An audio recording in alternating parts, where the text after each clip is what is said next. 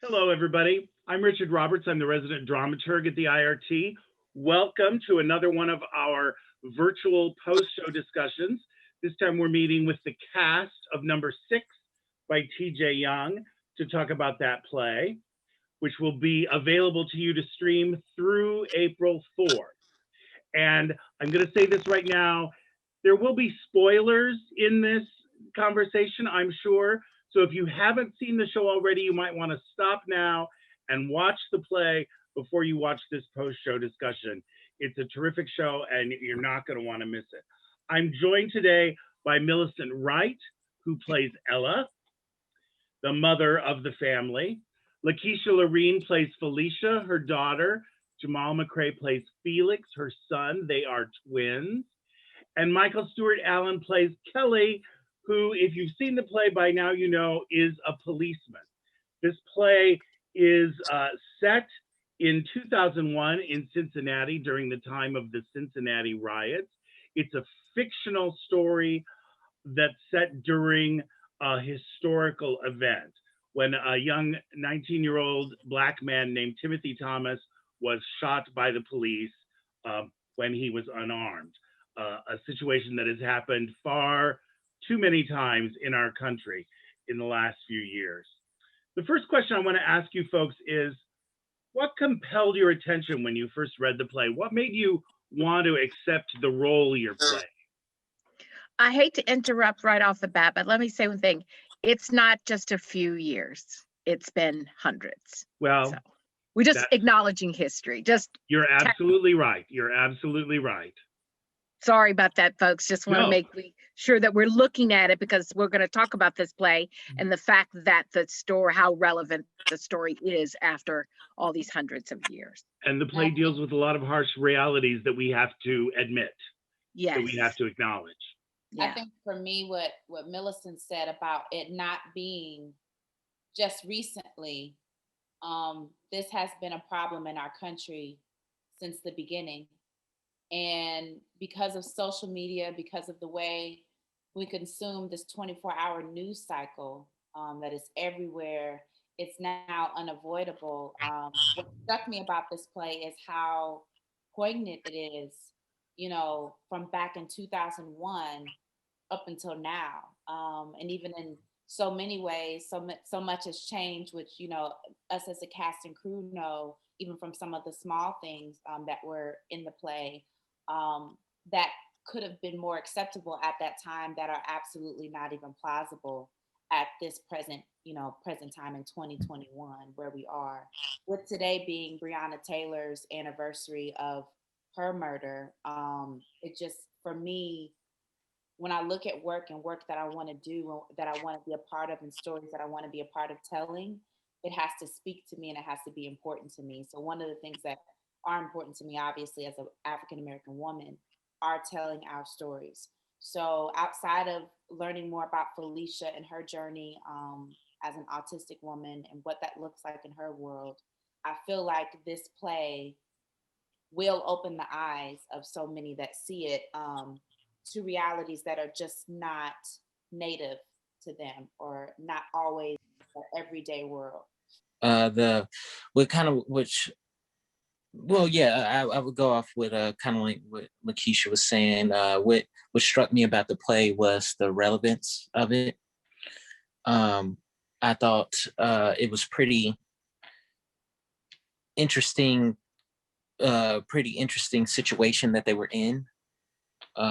So that's kind of what dropped me to it a little bit more. The characters, you know, Felicia's character, my character, them being twins. So, you know, I thought it was a interesting perspective on it all, and I thought the characters were pretty interesting. And you know, just curiosity, working in this new kind of way with the theater, doing it. Rehearsing it and then, you know, doing it on film also interests me as well. It's a new, I mean, it's an approach that, you know, that's viable to take in this new kind of COVID society that we live in. So I was Unique also play. curious about. Unique play and a unique process. Yeah. Mm-hmm. Yeah. So Michael, you were about to say? Oh, I'm just saying, when I read the play, I was in Cincinnati when this all went down. So reading the play was very interesting to see and sort of relive the memories that I personally had about the experience. And what I liked about the play when I read it was that it's sort of a micro experience of a big event. And it's a very personal experience with this family and this man who, comes into this home and they have this whole experience together, but it's a very small micro experience of a macro event. And I really enjoy that personalization of this story in that history, that bit of history. That's great. Yeah. Millicent? Wow. I think the others have really pretty much touched on what I was going to say as well. I loved the heart of the play because I do believe it does have heart because it's a family, and it has graciousness because I guess this is a spoiler, by them letting in a stranger. And whenever we let someone we don't know or outside of our circle into our home, that's graciousness, no matter that begins that way. And they didn't do it to be malicious. They did it for the right reasons, for a better way to say, to try to cloak and dagger it. So that very much appealed to me. There seemed to be some healing in the play when I first read it. Right off the bat, that struck me. I was like, yes. And there was dialogue and conversation that I think Lakeisha's already said that needed to be had. And theater, of course, as we know, one of its main missions is to push those conversations and invite people in for those conversations, often in a way that sometimes sitting at a lecture will cut you off. Watching these play and watching it evolve can stimulate the conversation. And I enjoyed that right off the bat with the script. Someone called me and I was like, oh, blah, blah, blah, blah. And I was full of conversation from there. Yeah. So much of our national discourse nowadays is people yelling at each other and refusing to listen. And in this play, people have very opposing viewpoints, but they listen to each other and they discuss their issues. They don't necessarily come to agreement, but perhaps they come to a little more understanding of each other, which is a beautiful thing to see. Yeah, we get it. Ooh, ooh. How do each of you personally relate to the character you're playing? In whatever ways that means. That's a very interesting question, because I was thinking about this while I was doing the play, and I definitely relate to Felix's situation, and as far as I understand it, but his motivation, his drive to do things are opposite of mine. His intentions and all that stuff. Even just being in crazy situations like that, like I'm a very calm guy in those situations. It was one of the things that, was great to kind of push forward on. It just me and the director, Dewandra, were really just talking about. She was like, Jamal, you're so laid back. And this character is so much on the edge. And it was very interesting to step into that energy for this role. So I definitely, just relate, because Felix is a young Black man in a world where it just seems like everything around him is just crashing down, and he has these people he has to protect. But on the other end, I guess being also older than him, I've just found so many ways just to handle situations like this and so much more insight. So it was very interesting to kind of step back into that mindset and also just do something different, just be more explosive and on the edge with with my emotions and stuff like that. So that's always yeah, it a was feeling really, to play someone sort of opposite of yourself. yeah, it was a journey. It was definitely a journey, you know, so I really appreciated that. Felicia, what about your character? You play someone who's on the autism spectrum. It was really cool. I really enjoy the challenge of playing characters totally different than me. And Felicia was, I knew she would be a challenge. I didn't know how much of a challenge it would be. And Dewandra was awesome, and you've been awesome with the resources and the things that you've given. And even beforehand in the audition process, I was looking up things about, you know, women on the spectrum and young women. So what drew me to Felicia was just wanting to learn more about, honestly, a very misrepresented population of the autism world, or a diaspora, so, you know, so to speak, because what I found was that many times women are diagnosed a little later than the boys.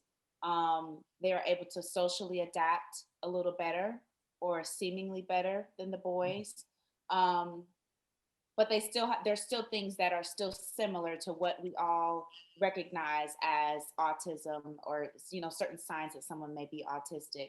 So it was just really it was challenging, and when I finally felt the grasp of it, it became more fun, understanding her and her world. And, you know, she's totally different than me in the way of totally leading with her intellect. I lead with emotion. I'm a very naturally emotional person. So again, that's what I love about doing this, is just finding out how someone else's brain works, and then, you know, taking on that spirit or that person and walking in their shoes, literally. So I think with Felicia, what I hope and what I know Dewanda's goal was, and mine was, is to represent her in a way that's true, but it's not not a caricature of the disorder, so as not to disrespect the people living with the disorder. That's always an important part of a prospect, when you play someone with differently abilities. Differently abled. Yeah, differently able. So, I enjoyed it, but she'll be special. She'll be special to me. You both mentioned our wonderful director, Dewandra Nicole Lampkin. I just want to get her whole name out there for folks. Dewandra was in our pre-show chat, so if you folks out there haven't seen that, be sure to see that interview. That's pretty great. Melissa, what about you? You played the mother of these two kids. Yes, yes, I did. Well, you know, they'll say, as one of my lines in the play said, you know, every mother I know would argue you on that. So as you'd be surprised, even children who are women, families who have kids that are 30 or something still call them kids, or call them baby, and you're like, I'm grown, and they're still doing so.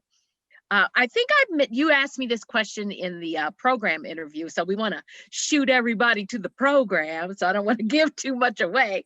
So there's a wonderful program that Richard Roberts is being modest, that he helps to collate and write for and glean articles, so that's there. I will chime in with everyone else, and I'm pretty sure Michael probably mentioned it, under the guidance of Dewandra Nicole Lampkin. Give another shout out to her for her helping to craft all these characters, and to make them honest and make them real. It was I would just say it was a real challenge, as Ella is not so much like myself, as Lakeisha had said also.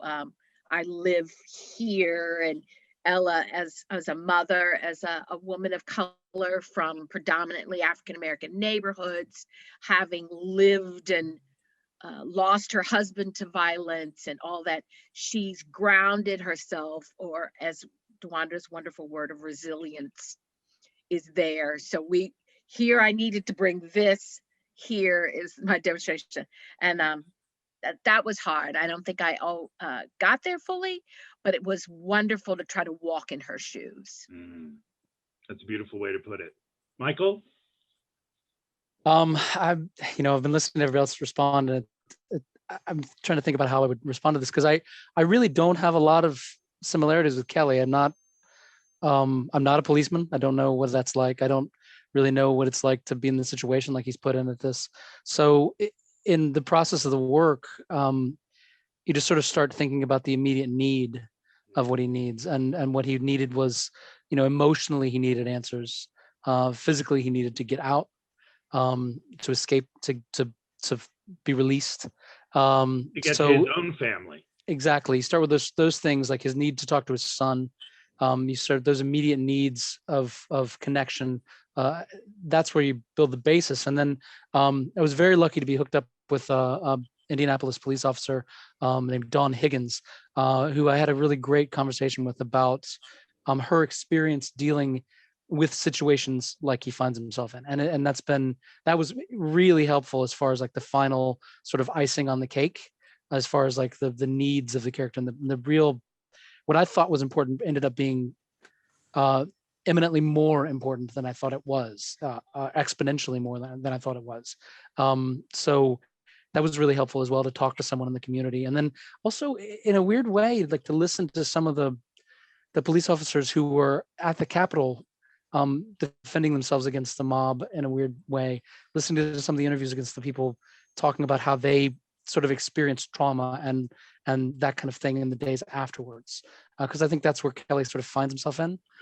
He's had this great emotional experience that he doesn't really know how to process or deal with, and is forced to over the course of this evening. And that I just find it fascinating, and to sort of link it into a modern context too was important to me as well. What did you all learn as you worked together? More events happened while you were in rehearsal, which was just that booing at the Capitol. Too close to reality, really. But what did you learn together or individually as you worked on the play together?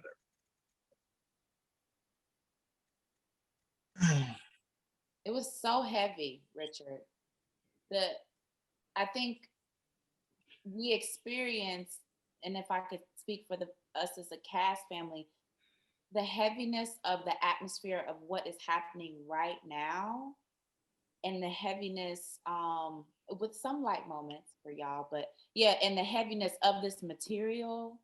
It was just, I just felt a responsibility. Like I think we all felt a responsibility to make sure this story gets told the way it should be, because it's really important. Like I said, I mean, George Floyd's trial is happening right now. I think like there was something going on with his lawyer the day that we opened. Then today is the anniversary of Breonna Taylor's murder. I mean, it's just so many things. So it's just like these constant reminders of why we do this, why we do work like this, why we have conversations like this. I mean, I can speak for me personally. That's what I felt then, and that's what I still feel now. But I would just say the heaviness of everything going on, it was kind of in one way nice to have a group that is constantly thinking about these things critically and coming from different viewpoints and understandings and trying to understand. And on the other end, the weight of the responsibility of taking on what is really happening was very real for me. Well, one thing I learned that really sit with me, I really had to think about it. So Mike, there was a time where you had to go. So it was just all the family, the Lakeisha, me, and Millicent. And we really had to have a discussion with Dewandra. Well, she had to talk to us about something that really struck a chord with me. And it was one thing that I guess in the recordings that it didn't really seem like we had a big presence in the house. And it was something that needed to be established, because your character, Kelly's character, seemed more at home in our home than we did. And it was very interesting just playing this part and developing this sense of being just being at home in our home. And one thing that was kind of discovered that struck a chord with me, it took me a couple of days just to think that I guess I never really felt like I had ownership over my place. You know what I'm saying? It's just like when it comes to adding that element of, it could be a police officer. I mean, to be honest, I felt it when maintenance man came into my apartment or something like that, to where it's not like this solid. You never feel like you're at home. You never feel like this place is yours. So this weird set of displacement that happens when another element enters your place. And it was something that we had to establish as in the family in the play, so that we look comfortable in our own home. Because in real life, if a police officer came into my home for any reason, for me, this is his home. And there's never been any reference in my life that's proven otherwise, other than, stories that my grandmother told me about my grandfather, how he had to kind of hold down their home when they were children. My great grandfather, some guys were coming to put them out of their house, and he was just like, "You'll have to kill me before I let you take my family out." Stories like that. But me personally, I guess I never really had that sense of ownership, and really so much so in Felix, because just the absence of the father being taken away from the family when they was 12. It's just like him having to step up, or even just assuming that role of man of the family, whether his mother or sister respect that impression that his father left on him and everything.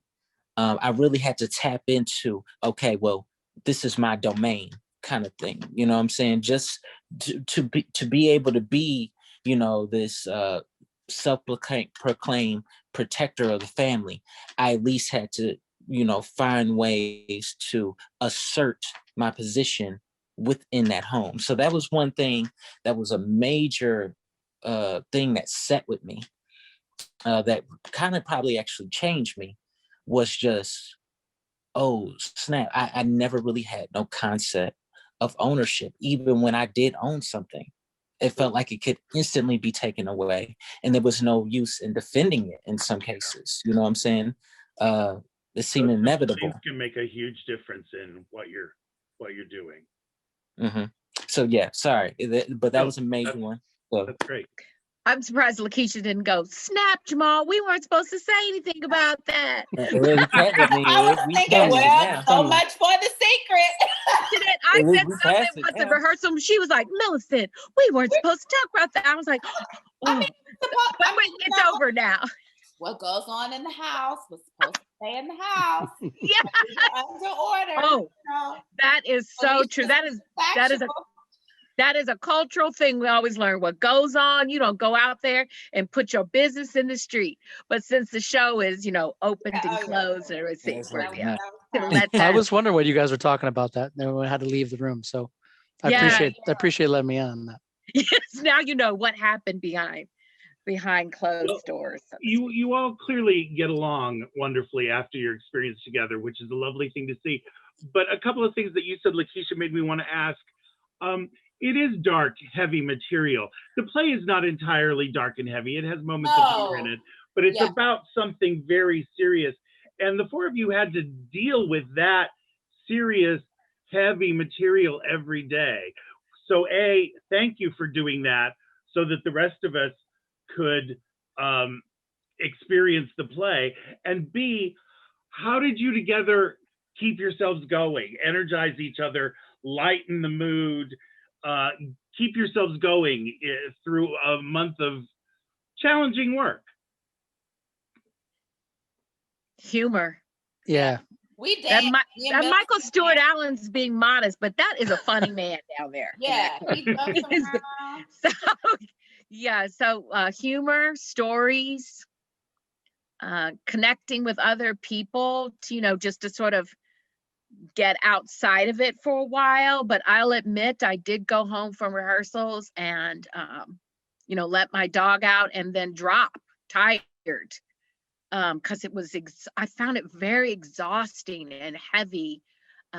Yes, there were light moments and stuff, but there were things, wrestling around, and things would bubble up, which I hope happens for our audience as they're viewing it.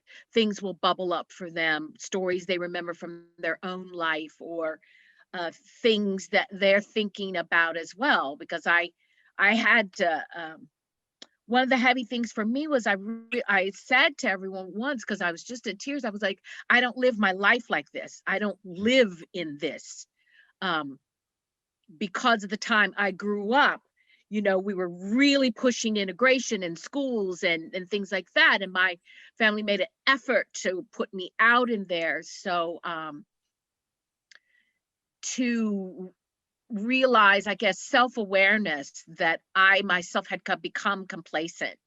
And this is how we cope and get through life, is to not, you go, oh my God. And Brian Fonseca used to talk about this. We seem to go from big event to big event, and we forget the big event that's already happened. Wonderfully, Lakeisha's brought up the fact that right now we are in the anniversary of Breonna Taylor.